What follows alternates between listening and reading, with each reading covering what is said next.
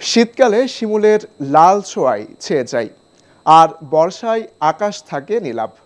চারদিকের স্বচ্ছ বাতাস, সবুজের সমারোহ যেন ছবির চেয়েও সুন্দর। এ চিত্র ইসলামী বিশ্ববিদ্যালয় থেকে সামান্য দূরেই ঝিনাইদহ জেলার শৈলকুপা উপজেলার শ্রীরামপুর গ্রামের। বিস্তারিত মাহিশা মালিহার প্রতিবেদনে। ইসলামী বিশ্ববিদ্যালয় থেকে সামান্য দূরেই ঝিনাইদহ জেলার শৈলকুপা উপজেলার শ্রীরামপুর গ্রাম। ছোট্ট এই গ্রামটি কালী নদীর ধার ঘেঁষে অবস্থিত। শ্রীরামপুর ও রতনপুর এই দুইটি গ্রামকে যুক্ত করেছে বাঁশের এই সাঁকো। এখানে অনেক জায়গাতে লোক বেড়াতে আসে, মানে বৈকালবেলা বেশি আসে। শুক্রবারে বহুত লোক হয়, প্রচুর পরিমাণে লোক হয় এই জায়গাটা। পরিবেশ ভালো পাই, সব কিছু মিলে সুন্দর একটা পরিবেশ। আর এই জায়গাটা এখন কালার করার জন্য এটা চাষা আসছে। কালার করা নিজেদের ব্যয় প্রায় 10,000 টাকা ব্যয় হবে কালার করতে। এটা আমার নিজেদের পকেটের থেকে দিতে হচ্ছে, মানে ওই যে টাকা পাঠাইছি ওই টাকাই হয়নি। এই যে বাসটা দেখতেছেন, এই বাসটা পুরোটাই আমরা নিজেদের ঝাড়ের থেকে কাটে দিছি পারাপারের জন্য, সুবিধার জন্য, এবং মাঠের জমাজাতি যা আছে সবার ক্ষেত খন্দ করা হয়।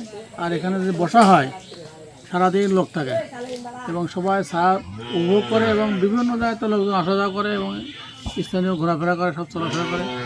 তাদের চা পাওয়ারও আছে, তারা দেখাশোনা করে বা আসে বেড়ায় যায়। এখানে যাতায়াত করে শত শত লোক, যা গ্রামবাসী ও পার্শ্ববর্তী বিশ্ববিদ্যালয়ের শিক্ষার্থীদের কাছে বেশ জনপ্রিয়।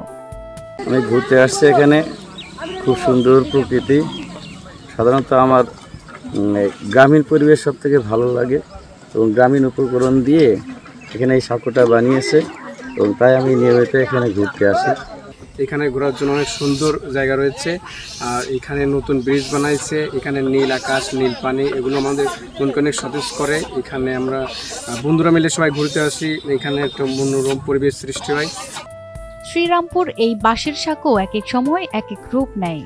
শীতকালে শিমুলের লাল ছোঁয়ায় ছেয়ে যায়, অন্যদিকে বর্ষায় রূপ নেয় নীলাভ আকাশ, সাথে স্বচ্ছ পানিতে টইটুম্বুর।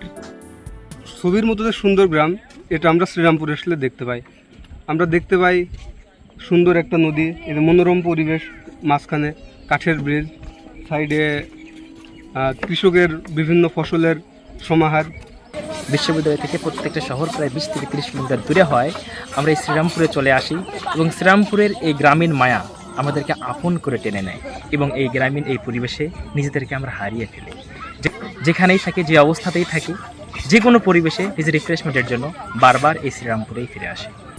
বর্ষার পানিতে কেউ সাঁতার কাটছে, কেউ বা গবাদি পশু পারাপার করছে, আবার কেউ মাছ ধরছে, এমন দৃশ্য দেখা যায়।